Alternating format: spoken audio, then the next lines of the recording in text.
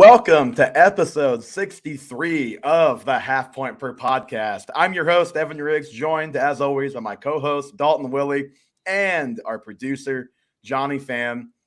Guys, I think that may have been one of the best weekends of football, and specifically Sunday, maybe the best day of football, just in back-to-back games that I can remember for quite some time. And when you combine that with two close KU games, you have a voice sounding like mine right now, which is struggling. But what were your guys' thoughts on the weekend as a whole before we get started? I want to look back at all four of these games before we even pick the conference championships, which we'll get to later.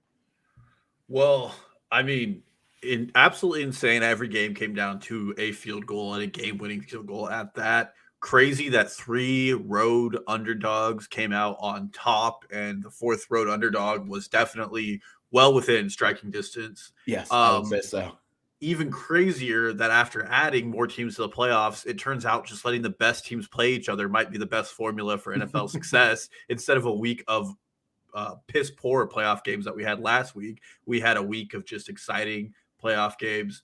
That's true. But again, we've talked about this privately where it's like, you know, if like the Chargers get in, which they really should have, but didn't because they're the Chargers. But like if the actual seven best teams in the AFC get in, like if the Ravens don't just disintegrate in front of our eyes this year, we probably get better results on that side at least. But we just had probably the 8th and 9th or 9th and 10th best AFC teams get that 6 and 7 spot, and that was a problem.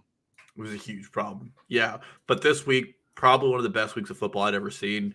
I might feel a little differently if the outcome on Sunday night was a Buffalo Bills win. But even to that, and I think we've said this, credit to the Buffalo Bills. I mean, the way they played that game, absolute offensive masterclass on both sides. And I don't think I've ever seen a quarterback play better and lose a game than Patrick Mahomes in the AFC Championship 3 years ago. I mean, just absurd. But even Mahomes in the AFC Championship game was shut out in the first half. So I think you could easily make the argument that Allen at least had the more consistently good performance in this last game. But Johnny, what say you on just a crazy weekend of football? Yeah, that was completely insane just compared to what the last week games were, where you just kind of watch the box score, refresh ESPN, see what the scores are, rather than last weekend where we're just glued to the TV, just seeing, holy crap, that just the entire weekend was insane. It just, after the like Saturday games, like, okay, how are like the Chiefs and Bills games and the Bucks and I don't even know who they played anymore. Rams game. Like, we'll follow up that because that was an insane walk off by the Niners, and then kept delivering. Just didn't expect it at all. But it's one of the greatest weekends of football watching I think I've had. Mm-hmm. So the games on Saturday, at least, were exciting, but and good games, but neither one like particularly well played for a lot of the games. That would be, I guess, the one ding. And then the Rams Bucks game was like domination for 2.5 quarters until the Bucks came alive. So the Chiefs Bills game was the only one that was like a true classic throughout. But obviously they were all great at the end. All, like you said, came down to literally one play at the end of the game. That's why it is frankly amazing. Dalton is 9-1 against the spread. Is that right? Let me pull up our. Yep. I'm 9-1 against the spread. I'm 9-1 in straight up bets. Yeah, and it's like and I'm 7-3 and 6-4, and we are literally like 3 total plays, not even like the game-winning plays, but just 3 like total plays in across multiple games away from being flipped. I mean, it was very close throughout this last weekend for sure. Incredibly close. And I will say, I know the game didn't look that good, but the 49ers-Packers game, I thought from like a football perspective was I'm a sucker for a snow game. Yeah, well, that and I've read a little bit. The way the 49ers defense handled Aaron Rodgers is pretty interesting. I mean, because it's not like they have weapons in their secondary, and they definitely, shut him out basically after his one touchdown drive and contained Devontae Adams for the most part. And just despite the busted play on Aaron Jones, they even held him to a field goal after like a 70-yard wheel route. Yeah. Who could have possibly thought that the Packers, I mean, they lose the game because of special teams, to be clear. Yes. But like looking back at that game, you're like, man, if Rodgers would have just not underthrown Aaron Jones and he can go score a touchdown, the Packers still probably win that game after all of the mistakes. Yeah, in that game. This Sunday marks 3 weeks since Jimmy Garoppolo has thrown a touchdown pass, and he is playing in the conference championship. Yeah, you've got the tweet going around of touchdown passes of guys left, and Kelsey's got 1 and Garoppolo 0. Could Jimmy G make the Super Bowl and throw fewer touchdowns in the playoffs until then than Travis Kelce? Like, it's very much possible. It's very possible. We'll get to it, but that Rams game, I'm pretty excited to see what the 49ers do to get around Jimmy G's subpar and injured play. Mm-hmm. So I did want to take a look back at all of the games, but I mean, everyone knows the team we root for on this podcast. I mean, I've got the Super Bowl Chiefs hat on. You can kind of see the arrowhead there. Like, that Chiefs game was just one of the most absurd games I've ever seen. And that Mahomes game was one of the more absurd things I've ever seen. To have him not attempt a single pass more than 20 yards down the field and still, he completes 33 passes, I think was a franchise record, or at least a franchise playoff record. Close to 400 yards passing, a season high in rushing. He was like around 70 yards rushing, and like 50 of them were on the first series. Just an incredible game by Mahomes, an incredible game by Allen too. Like, I think as we look ahead to this Bengals game, I think people are going to have concerns about the Chiefs defense, which is valid, but also it's like no one is stopping the Buffalo Bills from scoring a ton of points in that game. And amazingly, it was 26-21 with 2 minutes left. So like the defense had actually done an okay job, even without Rashad Fenton, even with Tyrann Mathieu playing like 6 plays in the game. And then it just blew up on both sides. I'm curious, Dalton, just what your kind of takeaways and thoughts and reactions are to that game. I have more, but I'll let you go with some here. Well, my first one, and just from a fantasy perspective, all season as a Josh Allen truther and lover, I was like, where are the designed runs? Turns out they were just holding all of the Josh Allen designed runs for that game. The Bills were saving the Josh Allen designed runs for the playoffs. They did it last week against the Patriots a little bit too. And the Chiefs were saving the man-beating crossing routes until the playoffs apparently too. Obviously, Tyreek Hill scores on the long one. Mecole Hardman had the big play in overtime, and then they had a lot more over-the-middle stuff throughout the game. Yeah, turns out the best teams in the NFL don't use their best plays till they need to.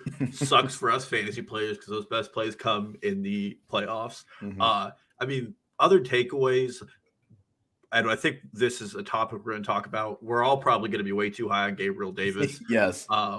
Absolutely torched the Chiefs, but one of his touchdowns, he just swooped by Mike Hughes, and Mike Hughes fell to the ground, and he was wide open. I think Mike Hughes is actually still falling through planet Earth right now. And then you have one where Juan Thornhill just forgets to split the difference between 2 defenders and doesn't have a coverage over the top. Hey, but you know what? It is Thornhill's fault, but like he wasn't that far. He was just a step, like maybe a half a step behind. Like if that's not a perfect throw by Allen, he's able to make a play on it. But he did what Mahomes has probably done to him in practice a million times, just put it right over his head. Yeah, and from a Bills perspective, if Cole Beasley and Emmanuel Sanders are both gone, which it's likely they are, Gabriel Davis has some good value. We're all probably pretty confident at Josh Allen being a consensus number 1 quarterback in the offseason after back-to-back years of doing it. And then really interesting to look at will be the Devin Singletary case and what the Bills do with their running back game, because we might finally have – and Evan might finally get his call on Devin Singletary being the running back. I won my bet involving Devin Singletary this year, my good friend. I don't know what you're talking about. You did, but man, was it the weirdest roundabout way to get there.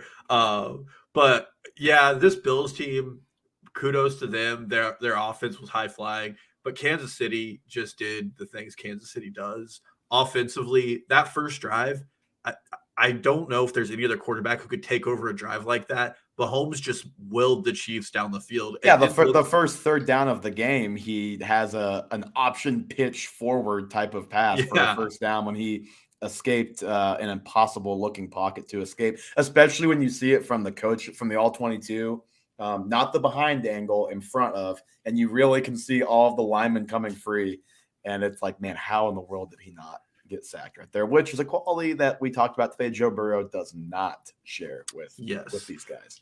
And big pain for Clyde Edwards-Helaire Truthers had a pitch forward, hit him right in the helmet, and was unable to corral it for a touchdown. Would have been huge for our Mitten team and for my own personal feelings about Clyde, and the fact that Jerick McKinnon has outsnapped him now through the entire game. But he did look good in the runs he got, which is good. And maybe we're finally seeing the rise of Mecole Hardman, because I kind of think so. Even if they bring in a number 2 next year, it's like he really shouldn't be like Pringle is like their de facto wide receiver. I mean, it's Kelsey Hill, but like just looking at wide receivers, it's really Pringle. But like Hardman is the second playmaker among that group. Yeah, absolutely. And I mean, if he can get it together and they start scheming him, 4 or 5 good touches a game, he suddenly becomes a very high value fantasy asset. So I don't remember which advanced like computer spit out this number, but did you see where it was like, I think he had like a 1.7% chance of a touchdown on that end around where he hesitated and cut up field and scored? No, but that's insane. It was just an insane run. I mean, we forget about how fast he is sometimes because Tyreek Hill is just an alien and a lot faster somehow. Well, and there is probably 1 or 2 other players in the NFL who give the peace sign to a defender who has the edge on them. He's in front of him. Yeah, the defender is in front of Tyreek Hill, and he still makes it into the end zone for a touchdown while giving the peace sign. So I want to go back to that play too. For 2 reasons. Number 1, if anyone is a Chiefs fan in here, you should go read Seth Kaiser on Twitter. He did a breakdown of that game from Mahomes, and that play is obviously in there. That throw from Mahomes is underrated, but hits Hill like perfectly in stride, never has to break stride, and he was getting hit while he threw it or right after he threw it, so he had to hang in there. So it was a great throw by him. And if you watch the replay where it just focuses on Hill's route, he gets an outside release on a crossing route, but is so fast, he still gets in front of the guy on the crossing route over the middle, which is just like, that's just dumb. It's just dumb. That should not be a thing that happens in the NFL. Well, and at the point of catch, there are 3 defenders who have an angle to tackle Hill, and he's just faster. I mean, completely unfair. And then Travis Kelce just getting completely open on the final 2 drives in coverages that definitely were schemed up to stop him. Kansas City just has 2 scheme breakers. It looks like Travis Kelce is going to be the same Travis Kelce again next year. I think age 33 season, 34. He's definitely getting up there, but I mean, this entire team, there's no signs of slowing down. Yeah, is firing on all cylinders. It'd be very scary to be anybody playing against them, especially a team that can only score 19 points on the Tennessee Titans. Yeah, he turns 33 in October next year. So he'll be 32 entering the season, 33 October 5th. Last thing on this game. Can we just talk about the Bills coaching meltdown at the end of that game for a minute? They score with 13 seconds left. The Chiefs, it was a miscommunication. Snead got beat inside very easily on the Gabriel Davis touchdown. 13 seconds left. Like, game should be over. It is over. Davis is yelling at the Chiefs crowd to shut the bleep up. Like, it's over. The Bills are celebrating on the sideline. And number 1, they don't squib kick it. They kick it through the end zone, which I'd understand it a little bit more if Tyreek Hill was back there. I don't think he was. They only ever showed Pringle on TV, and I'd have to see like everyone on the field to know for sure. But I don't think Hill was back there. So that's number 1. And that obviously, like, even if the guy picks it up and like takes like a step and goes down, like that probably wipes out 3 seconds. Mm-hmm. Dalton, how many seconds were left when Kelce went down? 3 seconds. So yeah. I think that probably makes it pretty tough for them. Pretty big difference. to get 2 plays off. So that's number one. Number two, like, I get being terrified of Tyreek Hill after what just happened to you literally 1 game minute ago, but they're playing so far off that the Chiefs, and I think Mitchell Schwartz actually confirmed this on a podcast this week I was listening to, they ran the Cowboys play. You remember the play the Hill against the Cowboys where they throw underneath, they get out and block for him, and he's just so fast that he that's scores. Going back to Alex Smith days, by the way. He scores on a Hail Mary. That's a dump down Hail Mary, just like that. You just don't see that. So they run a abbreviated version of that play, pick up 19 yards, and then the play to Kelce. If you haven't seen the video, just go search for it. Not that hard to find. Kelce, number one, why are you calling? Mitchell Schwartz made this point. I'm going to piggyback off of him. Why are the Bills calling timeout before that play? They line up and they call timeout. He made the point that, like, those end-of-game plays that offenses have are very static. There's very little shot the Chiefs went out there and changed their play based on how the Bills are lined up. Mm-hmm. So there's that. What it did do was give Kelce a chance to see how they're guarding him and then tell Mahomes, which is picked up on the mic'd up, hey, if they do this, I'm going to do this. And what he did, and what was made possible by the presence of Tyreek Hill and everyone still being in prevent defense, was basically fake like he was going to run to the outside. He gave a little hip turn and cut up field. And for whatever reason, the Bills guy apparently was instructed, I'm covering the sideline. They have one timeout. They have timeouts, and I'm covering the sideline, but that's what they do, and they pick up like the easiest 20, 25 yards you will ever see. It's just an absurd coaching failure that, for as great as the Bills played and as much as they've prepared for this game, this moment, through their moves, through motivation, through everything, like, that's going to stick with them for a long time, I think. Well, there's 2 things I want to say about the coaching by the Buffalo Bills. First, Kansas City having timeouts to end the game. Hello, did Andy Reid finally learn his lesson? Did he finally figure it out? So that was just exciting in general. The second thing, first drive of the game, Buffalo has 2 fourth down conversions they make, one of them for a touchdown, one of them to keep the drive alive, obviously. And then the rest of the game, they just stop with the aggressive fourth down conversion. Some of the fourth and they had the play on 3rd and 2 where they did like the little Isaiah McKenzie like jet sweep. It's like, okay, thank you for not having Josh Allen run the unstoppable 5-yard run play again, please. Thanks. Yeah, well, that's the thing is when they did get aggressive, they stopped using Josh Allen.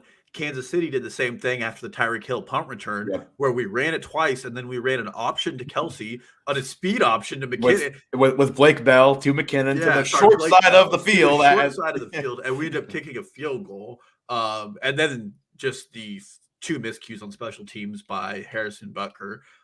Overall, there were a few messy moments in the game, but the Bills just weren't aggressive enough down the stretch, I felt like, with some of those fourth down conversions where they took a punt instead of going for it. And I do think they probably could have converted more of those, which it's just interesting to see their philosophy change in the game when they were up, when Kansas City is just so well known for being able to score in bunches, which we very obviously did to end the game. So I think the last thing I'll say on this game, one of the best parts of that game was there were only 4 penalties called. Like, that's what it looks like when refs get out of the way and let the play. I mean, that's not what it looks like, but like, that's what can happen with 2 teams of that caliber when the referees, when there's no ref controversy. There's really no, like, there were a couple calls, no calls here and there, but there were no big calls. I do feel like Mahomes got hit a few too many times late in the slide, but there were 1 or 2, but like, those are going to happen every game. There was no, just to use the example, there was no Chiefs Bengals where it was like, oh, pass interference extends the drive, holding extends the drive, like another penalty extends like there was nothing where you just felt like, okay, these are game swinging penalties going against this team right now. That and just made the game feel better. I mean, it just felt so much smoother. And I will say the Chiefs Bengals game, the coaching staff the referee staff for that has a very low penalty rate as well. So hopefully we see another good game where the teams decided on the field and only the most important penalties are called.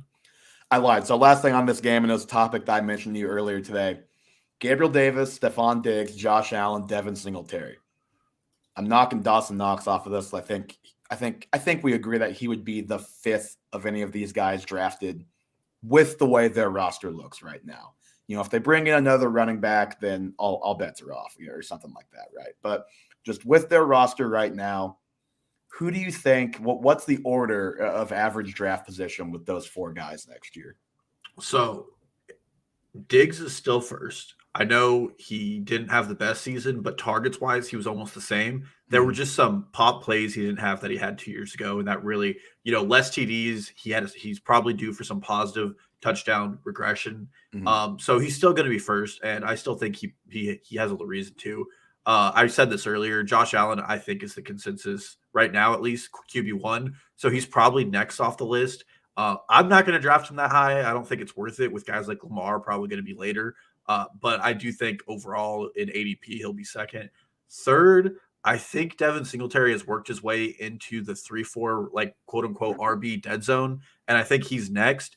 And then I think Gabriel Davis is probably about a 5th round pick. So I think they all are going to have like pretty high top 60 ADPs, and someone in that list is not going to work out. And that was kind of what I was gonna say because if you add Dawson Knox as like a mid round, like and he will be 7th round tight end, which he will be, like that is 5 guys going in the first 6 or 7 rounds. Like even if that offense is great, which there's no reason to think it won't be. Like somebody is not living up to expectation. And if that somebody is Josh Allen, then it might be multiple somebodies, but probably not him. But it's very easy to see some of those guys not living up to expectation when we just have to keep all of that in mind when we talk about them all separately. Like, okay, yeah, they're on the same team. Like all of these guys being top 5-6 round values at the end of the year isn't super likely, but they're probably all going to be taken there. Well, the other thing I'll say about that, and I talked about this last year because I thought he was going to be a departure for a new coaching staff, is Brian Daboll. Brian Daboll calls the plays for this team, and he is a very offensive-minded coach. He loves to pass the ball. And to be clear, Sean McDermott, a defensive-minded coach. So it wouldn't be like Eric Bieniemy leaving the Chiefs. Oh, Andy Reid's still there. Like, the system would probably still stay in place, but the coordinator is more important there than a place like Kansas City or a place like, LA, San Francisco, where it's like just the head coaches or masterminds on offense. Yeah. And I'm not saying this offense is going to hit the floor in the NFL, but I think there's a lot of pause for concern because one of the expectations, regardless, is going to be they keep this pass happy offense where their pass rate above expectation is through the roof. We don't know what that looks like. We have to wait to see who the OC is. And then secondly, if it's not through the roof any longer, and either A, they rush Allen more, his value goes up, or B, they use their running backs in more creative ways and are less likely to run 4 wide receivers, no backs, then Singletary gets worth more. So that's one offseason note that I'm probably going to watch a lot of because the departure of Brian Daboll is probably going to be more important than people are at least talking about right now. That's very possible. So my ranking of those 4 guys is the exact same as yours. Diggs 1, Allen 2, Singletary 3, Gabe Davis 4. A couple caveats, though. I think if you're asking me what my ranking, which we don't do like just straight up top 50, top 100 ranks, if we did, I'd put Singletary in front of Allen just because of, it's quarterback. Even QB1, I don't want to take until like late third. Like I think Singletary could be a mid. He might work his way up to a mid third. It just really, there's so much left to be figured out with the running back landscape, obviously, at this point. But I'd be very close, at least, on order for that too, for those 2. And then secondly, like Gabriel Davis might be a 5th or 6th round pick, and his range of outcomes is anything from, okay, like this guy was awesome in this one game, and he's pretty good this year, but when we look back at that game, like they didn't have Fenton, obviously Matthew out, but like he was getting the third corner. He was getting Mike Hughes, the DeAndre Bakers of the world for the most part. Like he scored on Snead too, but he wasn't getting Charvarius Ward. He didn't get Snead too terribly much. Like obviously he's not 201 and 4 touchdowns, but like maybe even that game just inflates him too much. Like that's possible. It's also very possible that like he has taken the next step. Like he's been a player that people have liked, that we have liked for multiple years. Like, if I told you Gabriel Davis was the highest scoring receiver on that team next year, what percent chance would you give that? I'm at like 30%. I'd say it's like he's got a decent shot to be the most valuable receiver on that team next year. Yeah, I agree with that. And I mean, this coming into this season, a lot of people not in Buffalo really expected Davis to have a better role. The one player on that offense that I think I'm going to watch for next season, and if you're betting that they're still going to be productive, if they retain Isaiah McKenzie and let Cole Beasley go, he's in a very valuable role as the slot receiver. I mean, 2 years ago, Cole Beasley had a couple of 11, 12 target games because Allen does just throw those hot strikes really like short when he can't get open. And Isaiah McKenzie is a straight up athlete. And they were already getting him more involved down the stretch of this season too. Yeah. So he's going to probably be one of my more exciting late round picks. I still have to evaluate how I feel about that offense going into next year. But if I still think they're going to be a top 5 NFL offense, he's probably going to be my favorite steal out of that. I do think Gabriel Davis is getting drafted kind of near like a better range of his outcomes. And I'm also still expecting some Josh Allen regression. I've said that for a season now, and I still think he's playing slightly above his level. And I know that's probably an unpopular take after his last 2 NFL games, but I mean, he throws the ball really hard and sometimes just really inaccurate. Well, he definitely even had up and down games. He had a game against the Falcons where he had 3 turnovers like 3 weeks ago. So like we're not too far removed from. Like every quarterback has bad games, but his bad games are a little more pronounced than some of the other elite guys for sure. Okay, let's hit the other 3 games real quick, maybe like a minute on each one here. Bucks, Rams. We'll start there and work our way backwards. Just obviously, as soon as it's 27-3, it was just really ominous. Like if you're thinking, okay, like somehow Tom Brady's going to come back, and my God. He almost came back, but let's start with the Rams. I think my biggest fantasy takeaway from this is number 1, like Cam Akers fully back, fully the guy. Number 2, Cam Akers fumbles multiple times, keeping an eye on that going forward. Like he was fully back, fully the guy in that game. We'll see about going forward. And then the last thing is like Odell is super awesome, and I'm really interested to see if he's back there or elsewhere next year. Yeah, I mean, my biggest takeaway from that game is Cooper Kupp is just inevitable. He's unreal. I just do not understand where it came from, how it happened. I mean, he tested and he graded well out of the combine, but what he's doing is elite level, and I've been pretty skeptical up to the end of the season that he will continue it, but he continued it. My other just real football takeaway is I think this Rams team is a fraud team, and we'll talk more about that. Yeah, I do. I mean, just the way they let the Bucks back into that game, it is embarrassing to have done that. And I get it's Tom Brady on the other end of the ball, but you have the exact formula to beat Tom Brady, and they just let their foot off the gas. Maybe it's McVay thing, but coming out and running the ball 3 times in a possession and not getting a first down and then punting it back to Tom Brady is some of the most cowardly takes you can have in the NFL. Like the guy on the other side of the ball is the best player to ever play in the NFL, and you're just going to be okay with taking a minute off the clock and kicking it back to him. Yep. Would have helped if Cam Akers could secure the ball for sure. But real quick on the Bucks, I think you look at those guys, they have some of the biggest variability of anybody in the NFL going into this offseason. Obviously, first and foremost is Tom Brady. Does he retire? Is he back? That has a huge impact on whoever is there next year.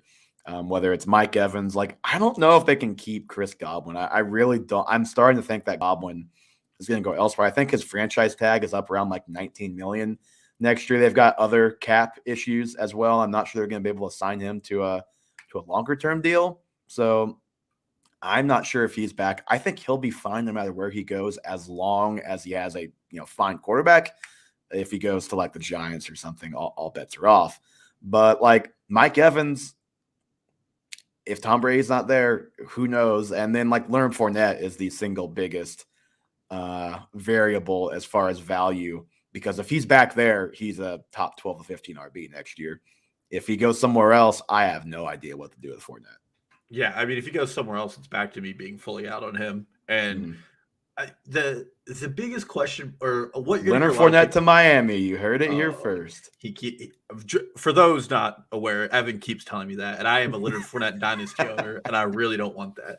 And the backup there is Kyle Trask right now, and this is a very competitive market right now for quarterbacks this offseason, it looks like. And the draft class is not incredibly inspiring.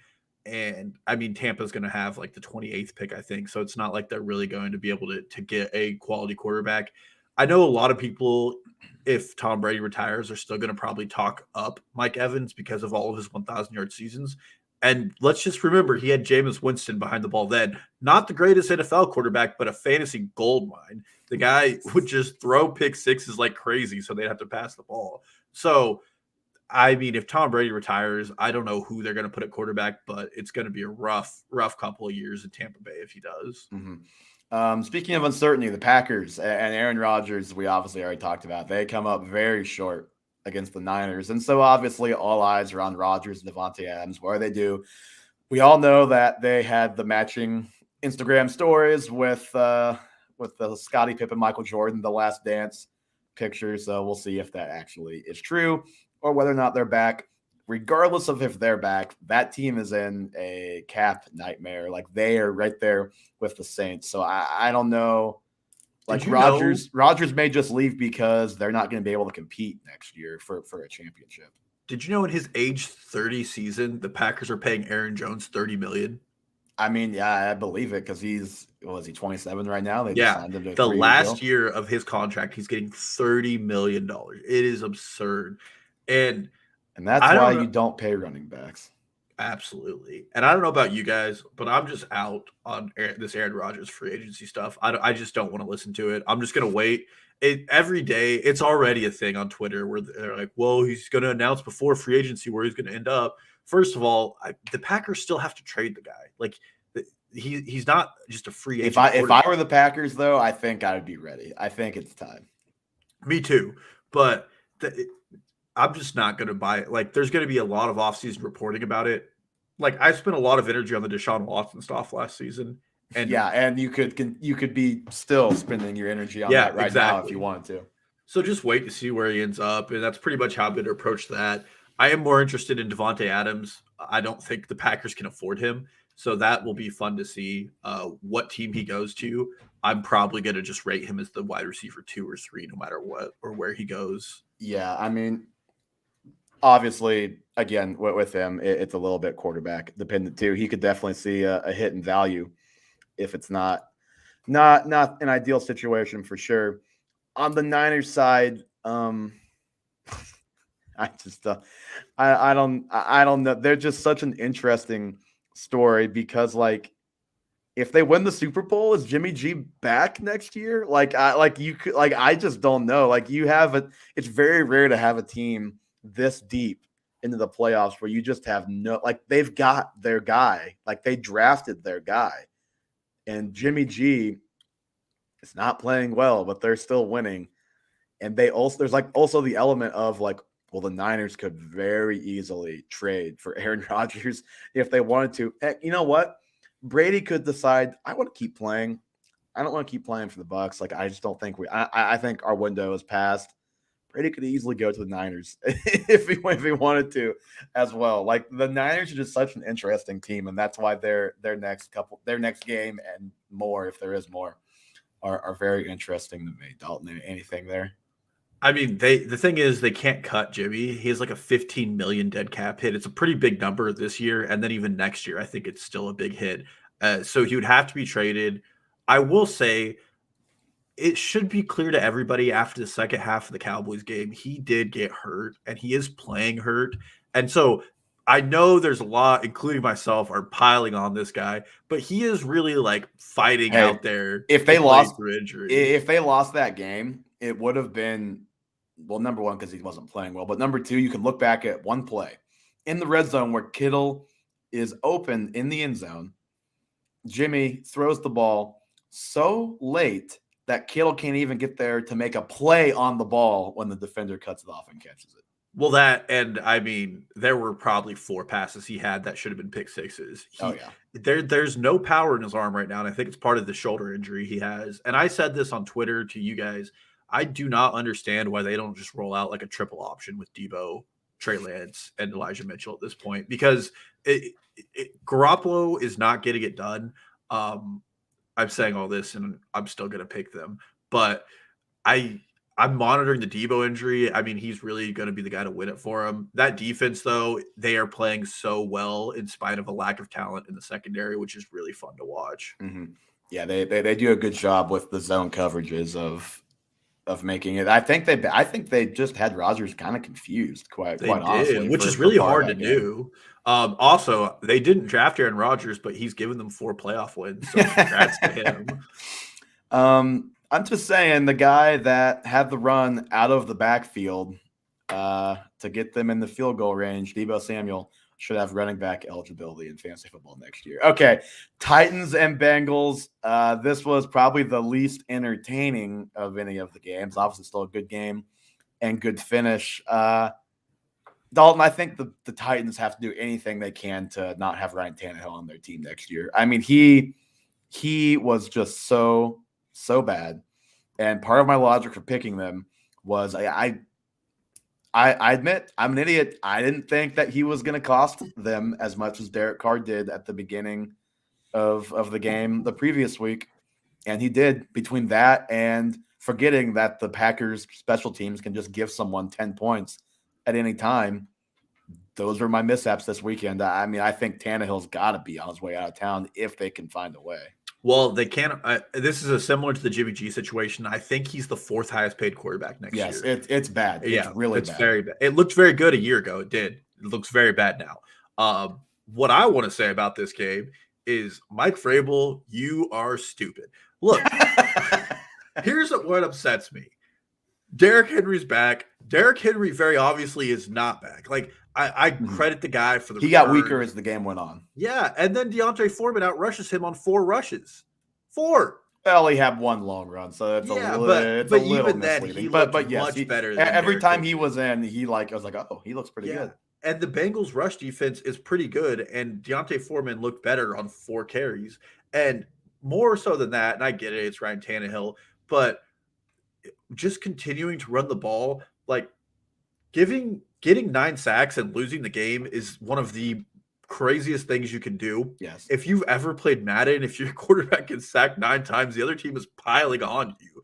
And Mike Vrabel, didn't go for any critical 4th downs. He just was content with letting his defense to continue to play the game. It was just cowardly coaching from him. And I mean, I don't think that the Bengals won that game as much as the Titans lost it. I mean, obviously Tannehill's picks were egregious, but be a little more aggressive in some of those 4th down situations, especially if you're going to play Derrick Henry, use him then, or let Ryan Tannehill use his legs where he might be effective in the game. Just cowardly. And I can't believe the Titans went out that way. They were one of the weaker seeds I've seen in a while in the AFC, but what a flash in the pan that team was this year. We'll save the Bengals talk for the Chiefs-Bengals game in a second. Last thing on the Titans and Tannehill. Well, 2 things on the Titans. Number 1, maybe find more ways to get A.J. Brown the ball. There's that. Number 2, looking at Tannehill's contract, there is no shot he's getting released before June 1st. I can tell you that. The dead cap is $58 million almost.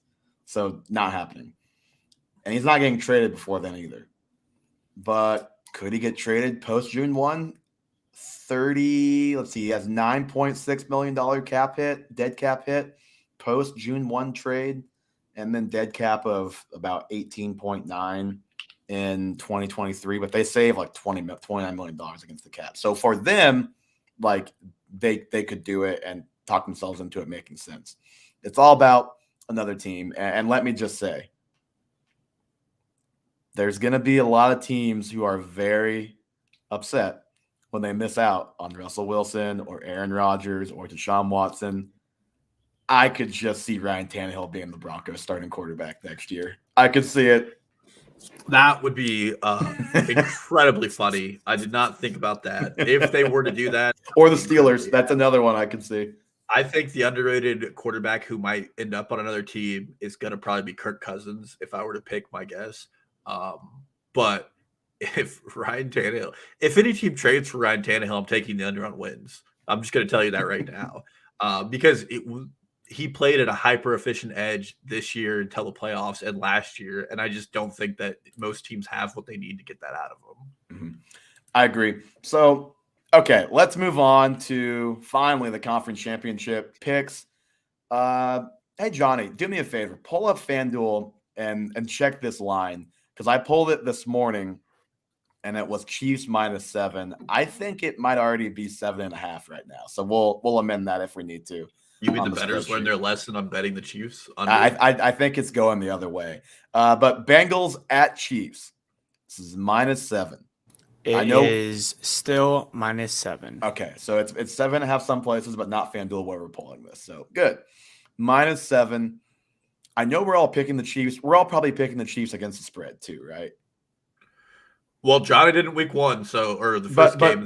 I just want to see if we all are. We can move this discussion to a different point. But if we're not, let the other person tell us why they're not. No, I'm taking it. Okay, so what would this spread have to be for you to take Bengals plus whatever? 10. I think for me it's like +10. Yeah, it's got if it gets double digits, I'm a little bit nervous. Yeah. 10.5 for me. So, and this isn't just a Chiefs thing. It's like they already had the lines either during the Chiefs-Bills game. I think they came out during the game where it was all the lines were getting put out, and then it was either Bengals at Bills or Bengals at Chiefs, and they were both the same. It was like -6.5, -7 for both. So I think both the Bills and the Chiefs were vastly superior to the Bengals. And then if you look back to when they played a couple weeks ago in Cincinnati, I think you're going to have people who pick the Bengals are going to look back and, number one, say, well, they beat the Chiefs, number one, last time they played.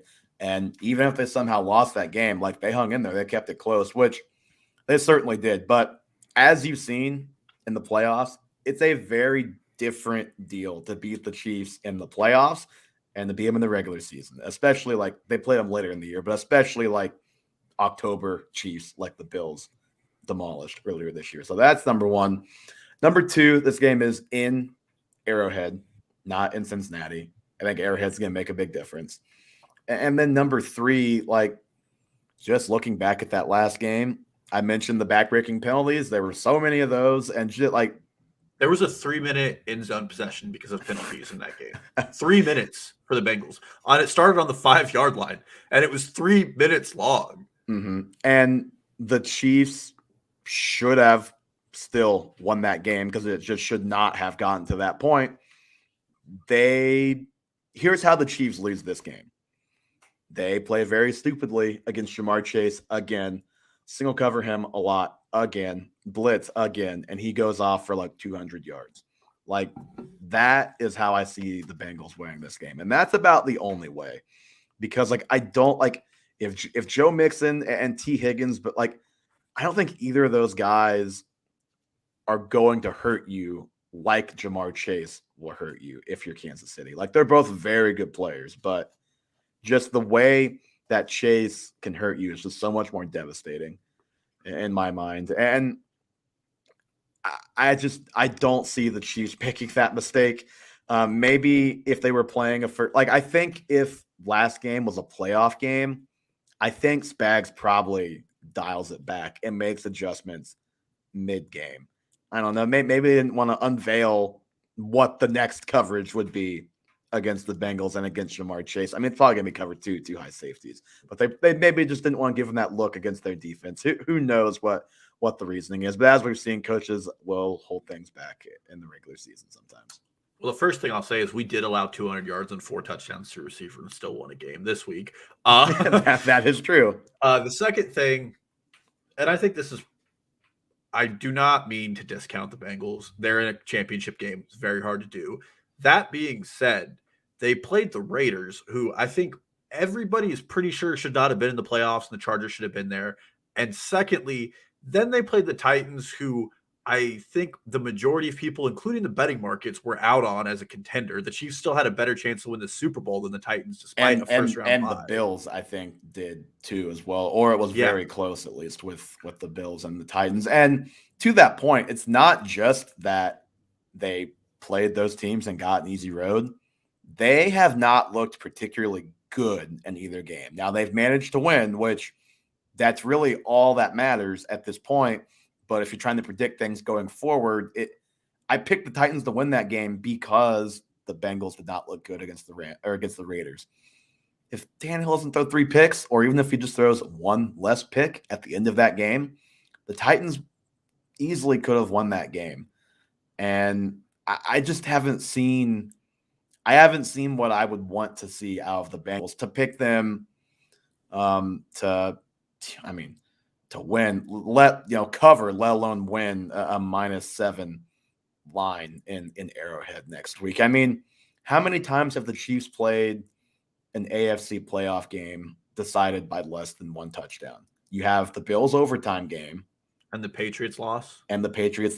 Is that it? That's all I can think of. That in the Mahomes era, like they have generally won by multiple possessions at home in the Cleveland game, but that game is like, well, Chad Henne played. Yes, they're up by double digits, and Chad Henne played. So that's the other one. But as long as Mahomes doesn't get hurt during the game, like it's been pretty hard to stay within a touchdown of the Chiefs in Arrowhead. That, and let's just take quarterback out for a minute. The Bills are better, except in receivers, in every single like important position. They have better safeties. They have better corner play. They have a better defensive line, a deeper defensive line, a better offensive line. I guess the Bengals win the running back matchup too. And they definitely, no offense, Joe Burrow, have a better quarterback right now. Josh Allen played the second best playoff game ever, second only to Patrick Mahomes. I mean, the Bills are without a doubt a better team. The team that won that Bills game the Bills Chiefs game deserved to skip the Bengals and go straight to the Super Bowl, in my opinion. That's not bias at all. The way the Bengals win this is the Chiefs make a lot of mistakes. I really think that. Now the cover is a little different. Like the Bengals can definitely keep it in it, but I don't see them winning the game unless Kansas City really does a lot of very dumb things. And it just looks like Patrick. I mean, they've got to have a start like they did against the Steelers in the first quarter. But since the first quarter, the offense has been in just breakneck speed mode since the first quarter of that Steelers game, the last 7 quarters plus overtime. So yeah, I'm not feeling too optimistic about a Bengals cover. And if you're looking on the defensive side, number 1, Tyrann Mathieu back, Rashad Fenton back, hopefully. That's the hope. That's what it looks like it could be for the Chiefs. So that helps compared to last week. We talk about blitzing too much on the Chiefs end. They can look back at that game and say, okay, we don't have to blitz. Like, look at what Chris Jones did to that interior. Like Melvin Ingram played like a great game against Buffalo. Like the Chiefs defensive line like easily could have had 4 or 5 sacks against 90% of quarterbacks in that game. But there was a 4th and 13. It's just Josh Allen rolled out to the right. And should have been sacked. Melvin Ingram like literally destroyed a man that was playing left tackle on that play, and he just wasn't able to get the sack, right? So I think the Chiefs defensive line, as long as they show up, is going to be a big deal in this game. But since we're all pretty easily on -7, we're all on the Chiefs, obviously. Johnny, can I interest you in a little plus 400 parlay from this game? Oh boy, I've seen way too many stuff on FanDuel, and it's pretty interesting. What's the parlay that you see? So this is plus 400. This is Patrick Mahomes to throw 3+ touchdowns and Travis Kelce to have 75 or more receiving yards. I don't hate that.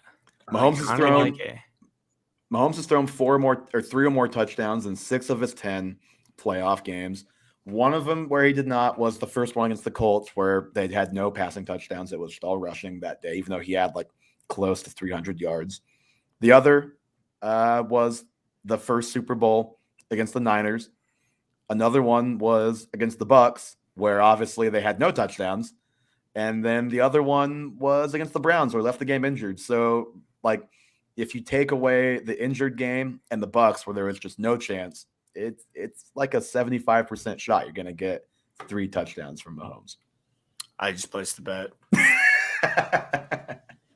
I will probably be taking the Jamar Chase over in yards, just as a Chiefs fan. Just for anybody who's interested in betting advice, I could check it out what's on Underdog right now. But I will say, Charvarius, like Stephon Diggs, had 3 catches for 7 yards. Like, I think Chase is better than Diggs at this point, but the Chiefs did not let the best guy beat them last week. I will say it's 87.5, and that is a little rich. A little rich. For Jamar Chase. Also, Joe Burrow is at 287.5 passing yards. You know, it's funny you say that. I don't know if I took a screenshot of this earlier, so I don't have it in front of me, but I think Burrow actually has the best odds to have the most passing yards this week. Wow. On FanDuel. Like barely. It's like plus like 120 and then like plus 140 for Mahomes. I will say Jimmy G is like plus 600 or plus 800 or something. I will say if you want free money, Patrick Mahomes over under on rush yards is 30.5. And in the playoffs, he averages 36 a game. Yeah, and especially when teams play man-to-man against the Chiefs like that, he has to do that to get them out of the man-to-man. But okay, is there anything else, guys, that we're missing that we should make sure we talk about from this game? I mean, from a fantasy perspective, it looks like Darrell Williams is active, so I do want to see how Chiefs utilize all 3 running backs. Yeah, Jerick McKinnon looks like he's kind of secured a lead role right now. So just evaluating how they use that, especially going into next year, if they retain both Darrell and Jerick and what that means for Clyde Edwards-Hilaire's value. Mm-hmm. So we're taking the Chiefs across the board, which no surprise. I should have mentioned. I mentioned Dalton was 9-1, both straight up and against the spread. So Johnny is 8-2 straight up, 7-3 against the spread, and as I mentioned, I am 7-3 straight up and 6-4 against the spread. Which I've got to say, for as close as these last weekend's games are, it feels pretty good that we're all multiple games above 500 in both those categories. I'm sure this is where it crashes and burns, but I hope not. I really hope not, because that would be the Kansas City loss. Well, even if the Bengals cover that's true. That would be a little pain for all of us against the spread. But we're far enough in to where it cannot get too bad. There's only 3 more bets to place.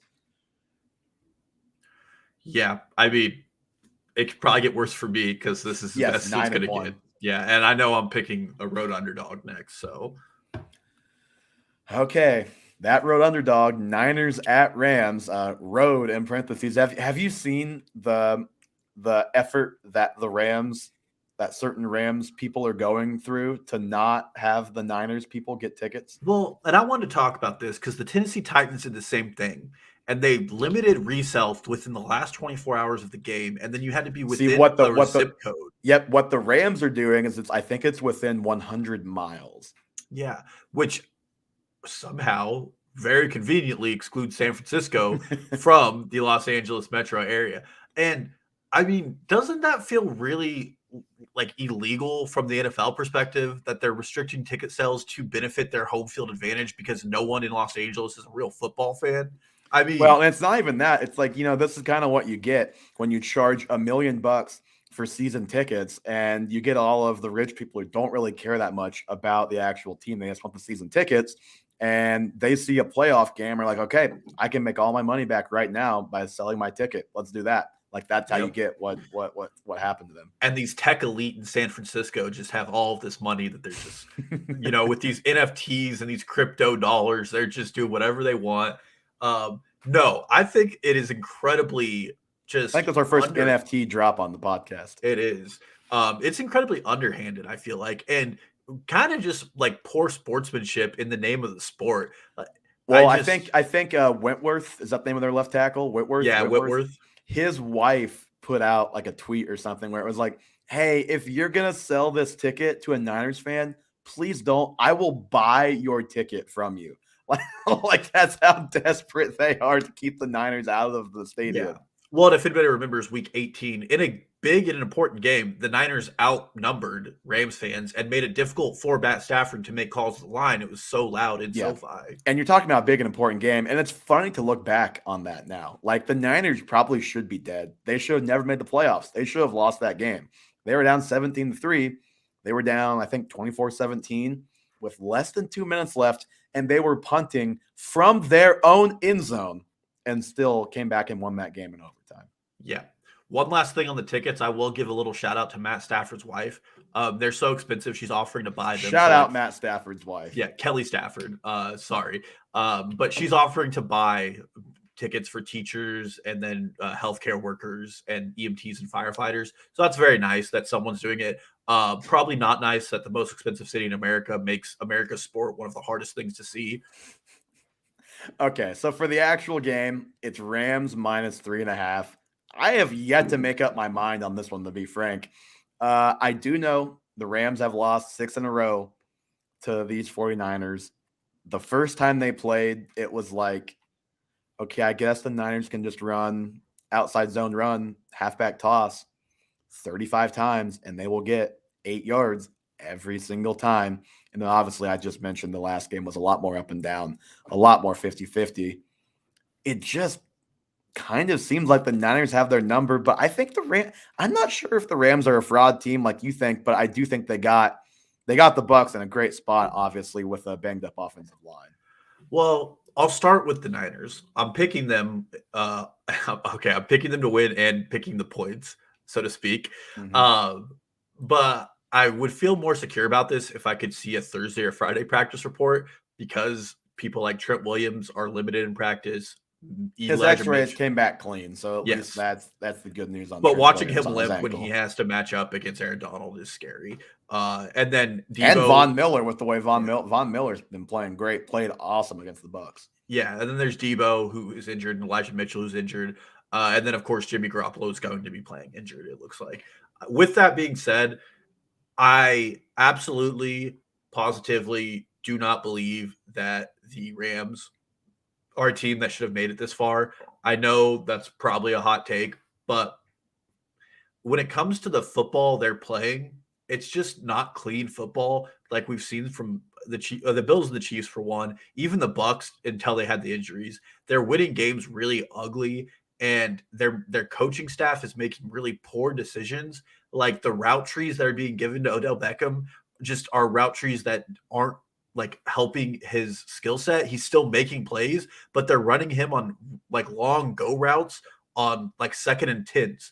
And it doesn't make sense to do that when he can run a slant and really create for you. I know Sean McVay is an offensive mastermind, or whatever people want to call him, but I'm giving the edge to Kyle Shanahan, which is tough because he is full of postseason mistakes. But I think that he is. But I think that's fair. I think it's definitely fair to give the edge to Shanahan. Yeah. So that's the first reason I lean that way. Secondly, I think the Rams defense, outside of their 2 star defensive players, and I'm excluding Jalen Ramsey because he got burned by Mike Evans and all in all did not play a good game. I think that their defense is pretty fraudulent, especially over the top. And it's going to give the opportunity for the Niners to run their short game and then expose the lack of tackling. Out of the remaining playoff teams, I looked at this on Football Outsiders. The Rams in the NFL through the season were the 25th lowest or highest in missed tackle rate. And that just really benefits and kind of matches why the Niners were able to beat them, because they're able to use these opportunities to create more offense, and they don't really have to play through Jimmy Garoppolo. And then the last thing I'll say is if they can confuse Matt Stafford, it's just game over. And this offense was able to do work on Aaron Rodgers. And Aaron Rodgers is a better quarterback than Matt Stafford. Granted, Stafford has some more weapons, but I just think they're going to do the job of confusing him and making him read through his progressions. And we've seen him just throw interceptions and make bad reads repeatedly even this season. We have, but not yet in these playoffs. That's fair, but I would be willing to go back to last week and say if Cam Akers didn't fumble the ball twice, they would have been Stafford picks instead. Well, but it didn't happen. Not yet. It didn't. At least the difference between these two teams is that, like, Stafford is not a top 5 quarterback, but he can have days and even series and of course plays where he has top 5 stuff. So he and that's why you go get a guy like that over Jared Goff, which they had. Johnny, what are you thinking on this game? I like the Rams to win, but I think San Fran covers. Rams. San Fran. Why do you think the Rams? What's your opposite viewpoint on the Rams? I mean, Dalton's calling them fraudulent. Like that's pretty strong for a team that you have going to the Super Bowl. I just really like the Rams defense. I just think the Ramsey, Donald, Von Miller, just those three are just amazing on defense, and especially like we're getting like vintage Von Miller right now. Yeah, and like Trent Williams being injured, not 100%, that's going to be a liability to the O-line for San Fran. And I think Jimmy is probably going to have not a fun game. And I just think the Rams is going to end up pulling it off. But San Fran and their explosive plays, I think they're just going to make a last-minute pop and eventually cover and have a last-minute chance. But I think the Rams pull through.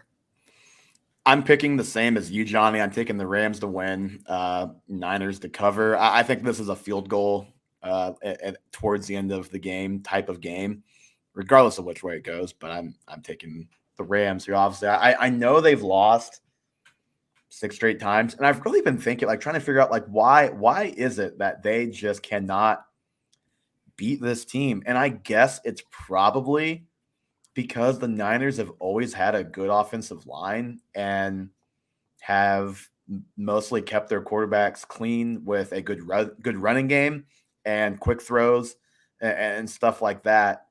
So maybe that's it, and that's probably their recipe. But I think the Stafford element of him, you pick the 2 quarterbacks that you at least feel safer, that are not going to lose you the game. It's still Garoppolo is last and Stafford is first amongst those 2. So that's a concern right there. And then Stafford, like I said, has the upside to actually win you the game. I just don't think Jimmy G has that. I think eventually Jimmy's limitations have to catch up with this team. Even like overall, like roster-wise, I think San Fran is a better team.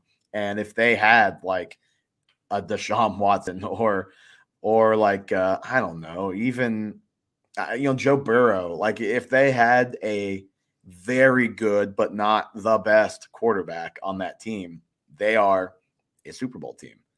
But I think the Jimmy G train has got to stop at some point. I think it's going to be here. Yeah, I just don't think it's the Jimmy G train. I think it's the Deebo Samuel train.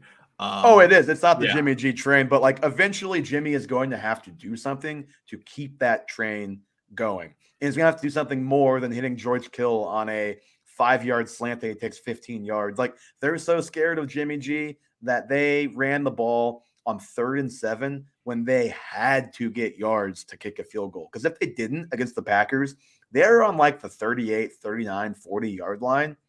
And it was very cold. The field, to my dismay, was frozen solid. There was no chance they were kicking it from the 38-yard line. If they did and missed it, they would have lost the game, likely. Out of curiosity, if Jimmy G was fully healthy and not injured like he is, would it change your picks at all? Okay. No. I still think he's trash. I do too, but I think Matt Stafford's a fraud as well. I mean, again, I think he's a better quarterback. Don't get me wrong with that. Matt Stafford, definitely a better quarterback than Jimmy Garoppolo. But hey, say what you will about Stafford, he made the biggest play of divisional round weekend until the insane nuclear Sunday night game. You mean when the safeties just didn't cover his open receiver? Hey man, he still stepped up and delivered that throw. That's not an easy throw. It's not, but it's something that any like quality quarterback should be able to do. Well, in the Super Bowl, Jimmy had a chance to do it, and he overthrew his guy. Absolutely. How failed would you feel football would be if our Super Bowl was Joe Burrow, Jimmy Garoppolo? I mean, I like Joe Burrow, but if it were Bengals Niners, that'd feel pretty painful. Because the Chiefs I don't know how much I'd want to watch it. The Chiefs versus either of those other 2 teams, it will be a fun Super Bowl if that's what we get. Yeah, I mean, Chiefs obviously lost to the Rams in one of the most electric games when it was Jared Goff 3 years ago now. And I saw a post where it's like Super Bowl is gonna be a rematch of this, except replace Jared Goff with Matthew Stafford. Yeah, there's no more Brandon Cooks. I'm not sure we're gonna get a 54-51 or 51-48 or whatever the world it was. Yeah, but it's either a rematch of the Super Bowl or the Rams, who went out and got their guy, might try to prove a point that their guy is actually a good quarterback.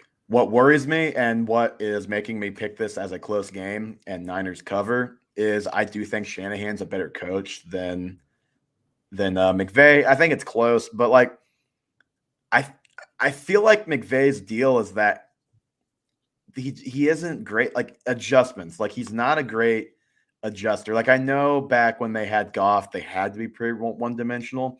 But we saw in the Super Bowl that year where it's like they just banged their head against the wall over and over and over again with their outside zone runs, and it just was not there. The Patriots were not going to lose that way, and they scored 3 points. Like, I'm not saying that anything like that is going to happen, but just like that element of it, that element of stubbornness for McVay is a little bit concerning to me. And then obviously, like the Niners have a great roster. Like, I told you as a Chiefs fan, I think I might be more scared of Bosa against the Chiefs than Donald. Not because I think Bosa is better, but Donald is just more on the interior, whereas Bosa, obviously all edge, and that's where the Chiefs struggle more, is on the edge as opposed to the interior. But like Bosa is just awesome. And then they also have their D tackle, who is just unbelievable. I can't think of his name off the top of my head. And Fred Warner, unbelievable. So like that defense could very easily make it miserable for Stafford and the Rams. And I worry about Cam Akers at this point fumbling too, quite frankly. But I think I'm still sticking with the Rams. I'm just going with the quarterback I trust more here. If Whitworth isn't active and Bosa gets the backup left tackle, that's gonna be a problem. Does that worry you? That's gonna be a big problem for sure. Yeah, I do think out of the two games, this one will be much more entertaining and close to watch. I think it'll have less fireworks than the Chiefs-Bengals game, but I think it's definitely going to have a higher tension in the game. They're probably going to play it close most of the game. Yeah, if I had to pick a score for like both these games, it'd be like 30, 35, 24-ish for Chiefs-Bengals and like 23-20 for this game, I think. I think that's like the range I'm looking at for both of these games. I was going to say 34-20 for the Chiefs, and then I was going to say like 14-10 for this game. I think it's going to be a little more high score than that, but I guess know. Who knows? The over in total points for Championship Sunday is 100. I would probably take the under. So I'm looking at Okay, Dalton, Mr. 49er, before we get out of here. Nick Bosa to record 1 sack, Jimmy G to throw 1 touchdown, and George Kittle to receive 1 touchdown, plus 400. Nope. I don't want any of the passing game in any of my bets. How about this one? This one, actually, I was surprised it was plus 800. You do have a little bit of the passing game, but not much.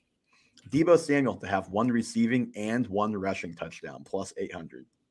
I like that better because he could break one off and take it. Plus 800 is pretty good. Either game from the conference final to go to overtime, plus 600. No, I don't think that's going to happen. Any quarterback to have 400 or more passing yards, plus 400. I would do that one.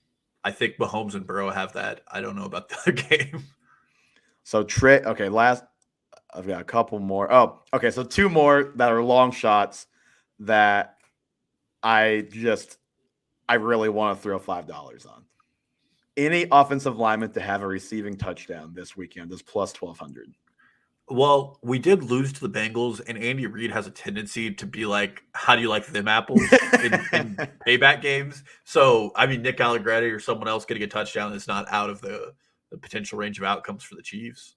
The last one, any non-quarterback to throw a passing touchdown, also plus 1,200. Deebo. I was gonna say I don't know enough about other teams to know who all has Muhammad Sanu active. Is he playing? Odell, yeah. Muhammad Sanu is off the IR. Is he playing? He's a former quarterback. That's true.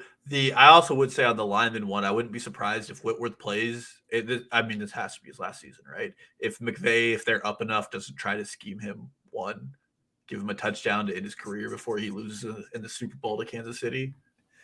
Oh man. Okay. All right. I think that does it. Anything else you guys want to add before we get out of here? I think I'm good.